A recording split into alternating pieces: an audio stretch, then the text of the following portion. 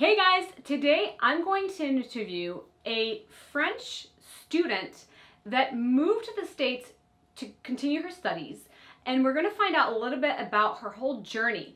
The interview is entirely conducted in French, which is great for your listening comprehension. Bonjour tout le monde, aujourd'hui j'ai le plaisir d'interviewer une étudiante française qui est venue s'installer aux États-Unis pour continuer ses études, et ça va justement, l'interview va se passer en français, ce qui est génial pour votre compréhension orale. Hi, my name is Rachel DeMeo from Belterre Academy. Bonjour, c'est Rachel DeMeo de Belterre Academy.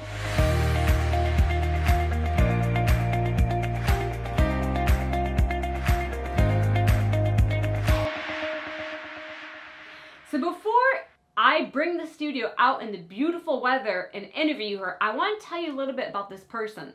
Donc avant que j'amène le studio dehors parce qu'il fait un temps magnifique, hyper ensoleillé, eh bien j'aimerais vous parler un peu plus de cette personne.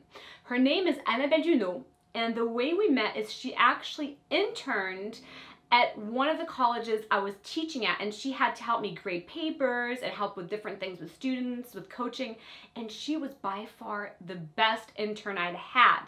We later on became friends, and we followed on with each other's lives since then, and she has an amazing story that she's about to share, moving from France to coming to study in the US.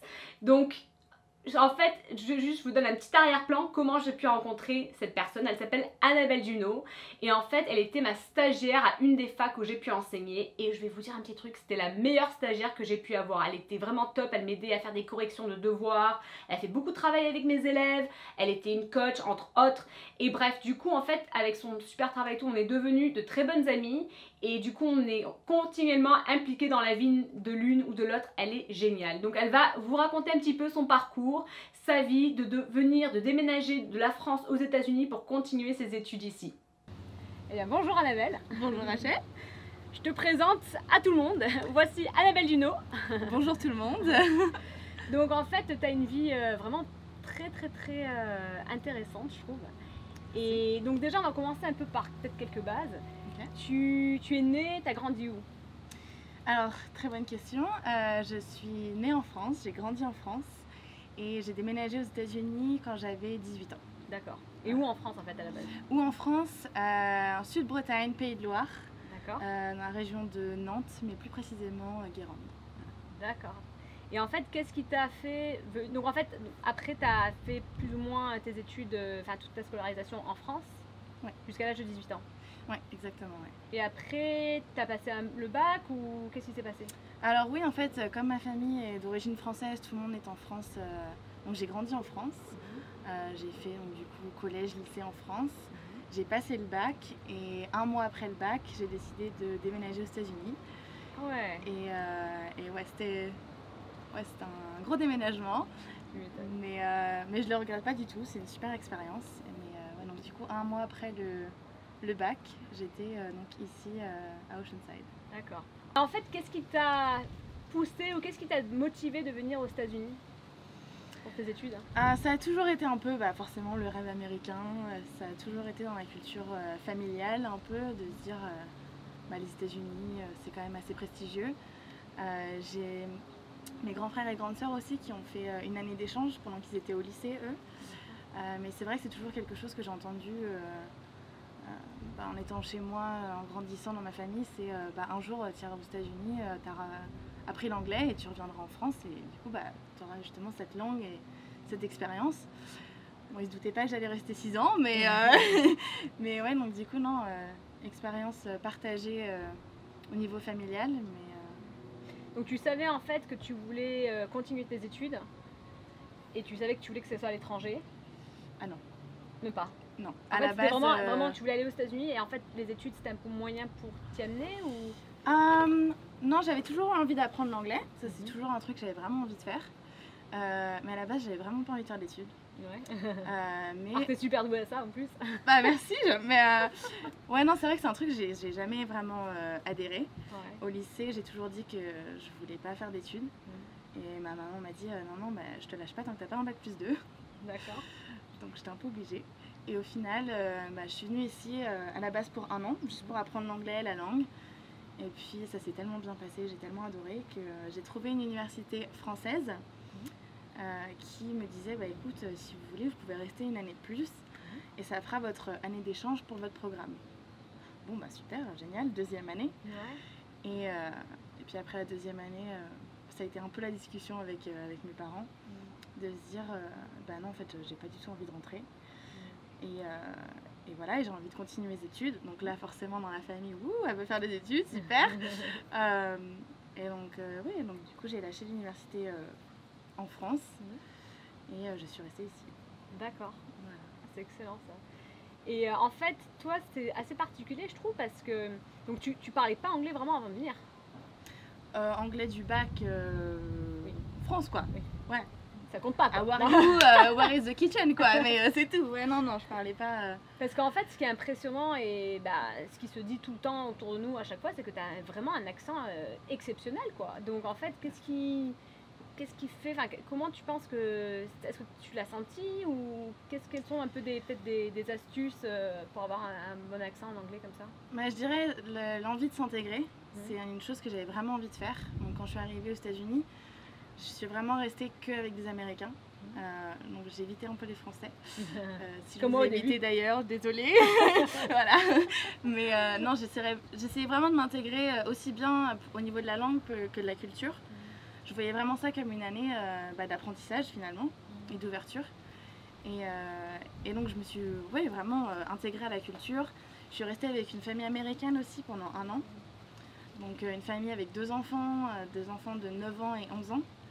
Donc je jouais avec eux tout le temps, je jouais au loup, au chat perché, enfin tous ces trucs-là, à 18 ans, voilà, j'étais la fille qui jouait aux jeux de société avec les enfants, mais qui m'ont vraiment appris et qui prenaient plaisir finalement à m'apprendre, parce que ça les faisait rire forcément, les erreurs que je faisais. Ouais, ils ont bien rigolé quand même, hein. Ils rigolent toujours d'ailleurs, parce qu'il y a certains mots sur lesquels je ne sais toujours pas bien prononcer. Tu parles super bien, hein. Merci. Mais en fait, donc vraiment, immersion totale, ça t'a vraiment aidé? Ouais, immersion totale, rester en famille américaine. Donc vraiment immersion aussi bien à l'école qu'à la maison. Éviter un peu la communauté française la première année. J'ai fait pareil. Donc en fait, pour toi, quelles ont été des choses qui t'ont vraiment choqué culturellement, peut-être par rapport à la France, peut-être 2-3 trucs quand t'es arrivé ou quand t'as vraiment commencé à comprendre la culture. En plus, on dirait que c'est pas juste la culture américaine, mais c'est la culture aussi californienne, qui est quand même mise à part entre guillemets comparée à d'autres États. Pour toi, qu'est-ce qui a été vraiment un truc peut-être qui t'a choqué culturellement? Il y avait pas mal de choses, hein. On dit souvent que les pays de l'Ouest, tout ce qui est Europe, États-Unis, il n'y a pas vraiment de changement au niveau de la culture. En fait, si, c'est juste que c'est pas aussi évident, enfin, ça choque pas vraiment tant que ça. Mais quand on vit vraiment dans la culture, c'est là où on se rend compte que finalement les petits détails, c'est ce qui fait la différence. Après, je dirais vraiment la grosse différence que j'ai vue, c'est que moi, en fait, ma famille américaine était militaire.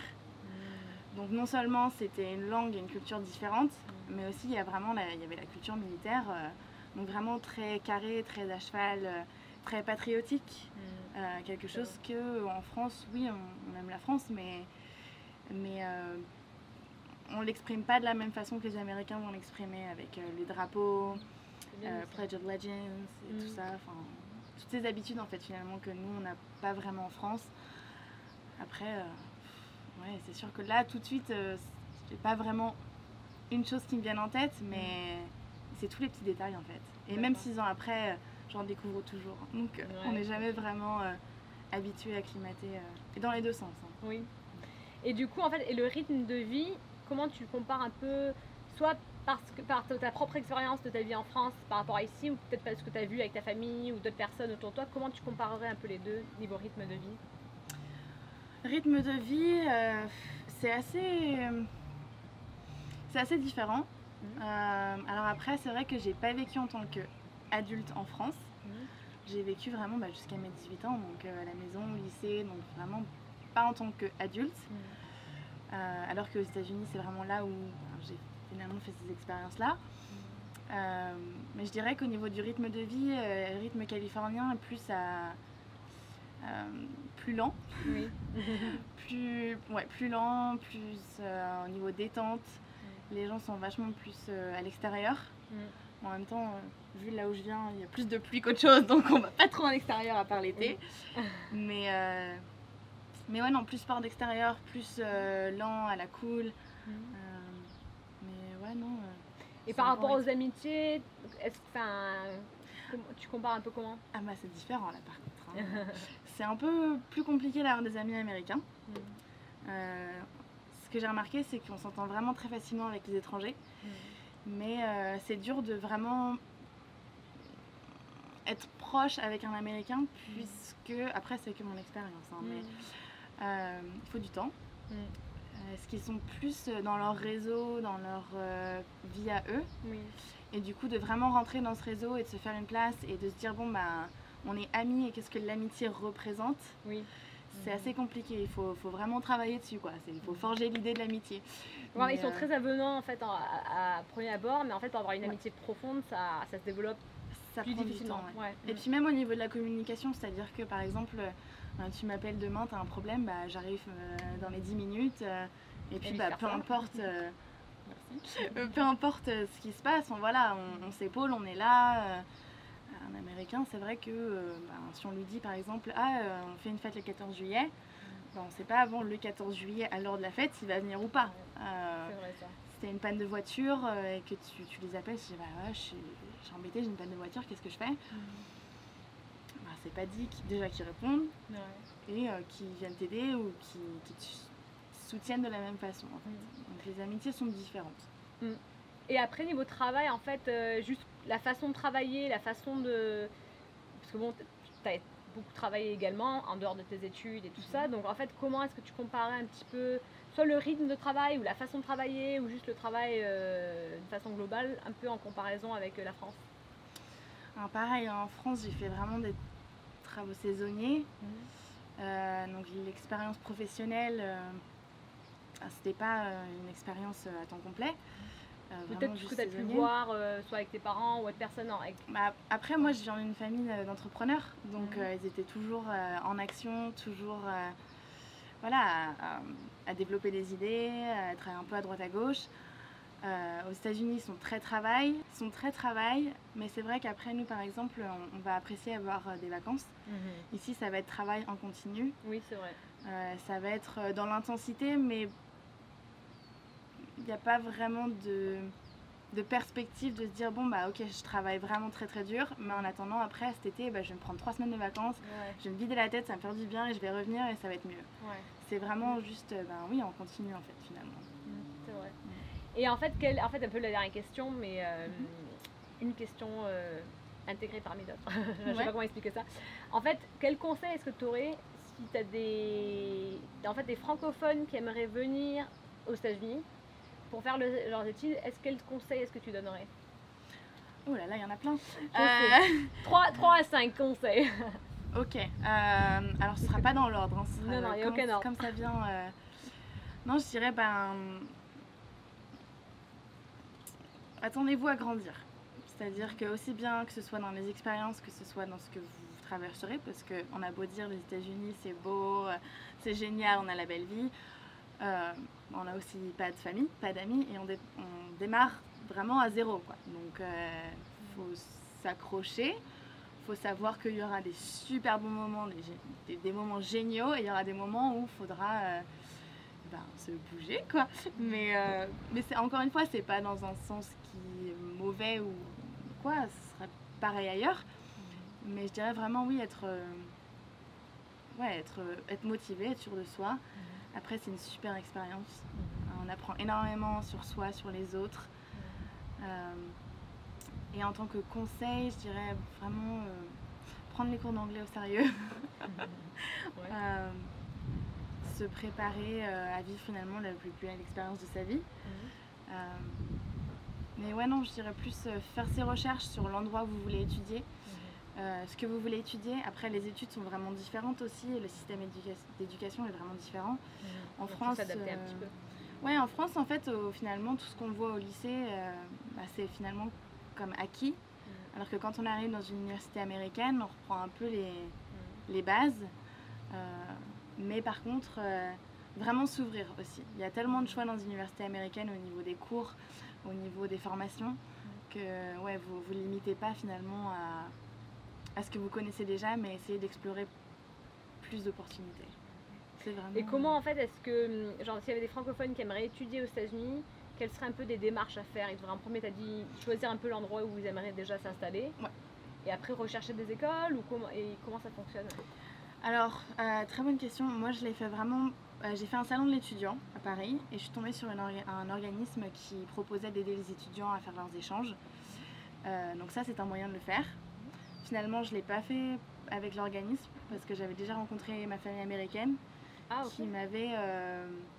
je les avais rencontrés pendant un séjour d'été de 3 semaines que j'avais fait 1 an avant de partir aux États-Unis. C'est fou ça.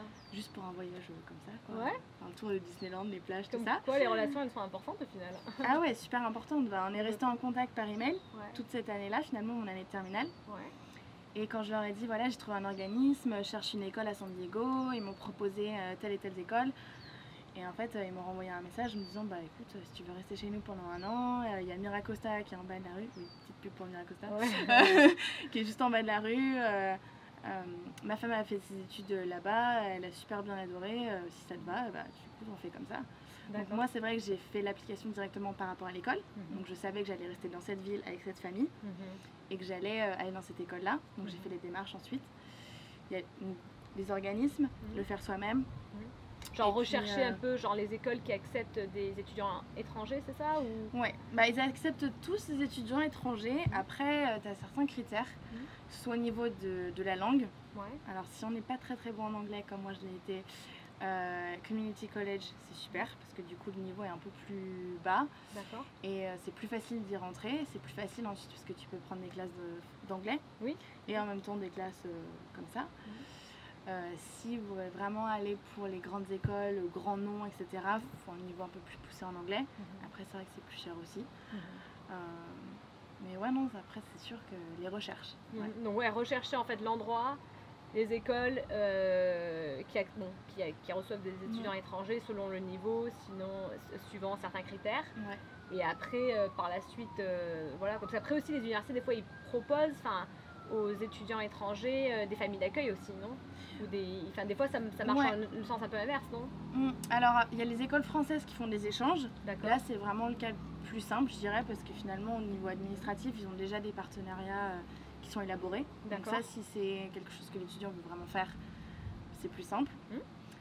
S'ils veulent aller de eux-mêmes, ouais je pense qu'il faut avoir une idée de soit la priorité à l'école, c'est-à-dire vraiment l'école qu'ils veulent. Et du coup après trouver un peu la vie qu'ils souhaitent autour de l'école, ou vraiment se focaliser sur un endroit et là du coup voir l'école qui est les écoles qui sont dans les périmètres. D'accord. Et voir après ce qui correspond le plus. Et après compléter le dossier, etc. Attendre le visa, il faut attendre le visa et tout ça. Alors la façon dont ça fonctionne la plupart du temps, une fois qu'on a trouvé l'école, d'être en contact avec eux, d'envoyer son application. Alors là-dedans il faut avoir une lettre pour dire pourquoi est-ce qu'on aimerait étudier dans l'école, quelles sont nos raisons pour pouvoir faire un échange, prouver qu'on a assez pour pouvoir payer pour les classes et aussi payer pour le logement. Il y a des documents pour aussi savoir si on parle l'anglais. D'accord. Donc avant de faire l'application pour l'école, il faut aussi faire des tests d'anglais. D'accord. TOEFL, IELTS, il y en a plein. D'accord, ouais. Et puis une fois que finalement le dossier est envoyé, c'est là où l'école vous renverra une lettre pour dire bon bah super vous êtes accepté pour l'automne. Et donc c'est avec cette lettre-là qu'il faut faire la démarche pour aller faire ses visas. D'accord. Et l'ambassade en général est à la capitale. Pour la France, ce sera Paris. Et donc de là ensuite, le visa passe. D'accord. Et généralement en fait un visa étudiant c'est quoi? C'est 5 ans, c'est ça ou... Ça dépend. C'est-à-dire que si l'étudiant est déjà dans une université française qui fait un échange de 1 an, je pense que dans ces cas-là, c'est juste pour la durée des 1 an. Si l'étudiant veut faire toute sa formation aux États-Unis, là, dans ces cas-là, ce sera basé sur l'école. C'est-à-dire que si la première école, si vous faites une prépa de 2 ou 3 ans, le visa sera sur 2-3 ans. Et quand vous transférez pour une école de... Moi, je dis pour une école de commerce parce que c'est ce que j'ai fait. Mais si vous voulez transférer pour une autre école après, il faudra refaire un visa pour le temps donné de cette école. Et donc voilà, et donc après en fait, et après est-ce qu'il y a une possibilité de travailler avec ce visa, soit à l'école ou en dehors de l'école, ou enfin je parle avec le visa, pas par la suite, parce que je sais qu'à part par la suite, des fois il y a des opportunités. On avait un colocataire qui était venu ici, et un colocataire belge qui était venu ici pour ses études, qui par la suite avait pu avoir un travail dans un hôtel là, en tant que réceptionniste, parce que ça suivait sa formation, et il pouvait travailler ici pendant 1 an. Ouais. Donc pour lui c'était ça, mais après je sais pas en temps normal si c'est comment ça fonctionne légèrement. Bah alors après les visas, on peut en faire une vidéo de 25 minutes, il n'y a pas de souci, 25 minutes c'est quand c'est court.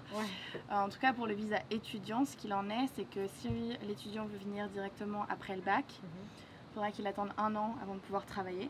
D'accord. S'il vient pour un master, il pourra commencer directement à travailler. D'accord. Mais après au niveau des autorisations de travail, pour travailler sur le campus, c'est à temps partiel, donc c'est 20 heures semaine maximum. Et en dehors du campus c'est possible aussi, mais là par contre il faut faire un peu plus de papier, c'est pas énorme, mais demander finalement un permis de travail qui te donne un papier supplémentaire en plus de ton visa pour dire voilà, cette personne elle a ses cours, elle est là sur ce visa là et elle a le droit de travailler à temps partiel avec telle ou telle entreprise. D'accord. Après, une fois que tu as ton diplôme, mais seulement si tu as le diplôme, donc c'est pour ça aussi que les étudiants font leur diplôme complet, pour chaque niveau d'études, tu as le droit justement à avoir 1 an où tu peux travailler à temps complet, si tu le souhaites, dans une entreprise des alentours, à partir du moment où bien sûr c'est en accord avec ce que tu as étudié. Donc je pense que c'est un peu ça que ton coloc a dû faire. Et je pense aussi, après des fois il y a possibilité du coup que cette entreprise te prenne, enfin te propose un visa ou autre par la suite dépendant de ce qu'ils ont quoi. Donc après il y a d'autres possibilités quoi. Ouais, après il y a des possibilités, quand on veut on peut. Oui. Donc il n'y a pas de souci pour ça. Après c'est à savoir ce que vraiment on le veut. Parce que les formalités sont longues. Les États-Unis c'est pas vraiment l'endroit le plus simple pour avoir un visa de travail. Donc faut le vouloir quoi. C'est un choix. Mais en tout cas toi t'es arrivé, tu l'as voulu. Tu as réussi, tu continues. Je continue les démarches. Voilà, là, tu fais du coup un master, plus tu travailles, plus tu as plein 15 000 projets en gros. Mais... je suis toujours en travail à temps complet et là je commence un master. C'est génial. Je me demande pourquoi je fais ça, mais ouais, non, ça vaut le coup.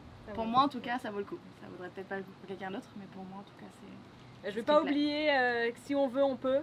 Ça, c'est... si on veut, on peut. Je me souvenir de ça, c'était super. Merci énormément, Annabelle, de ton intervention et des conseils que tu proposes. Y a pas de souci, quand tu veux.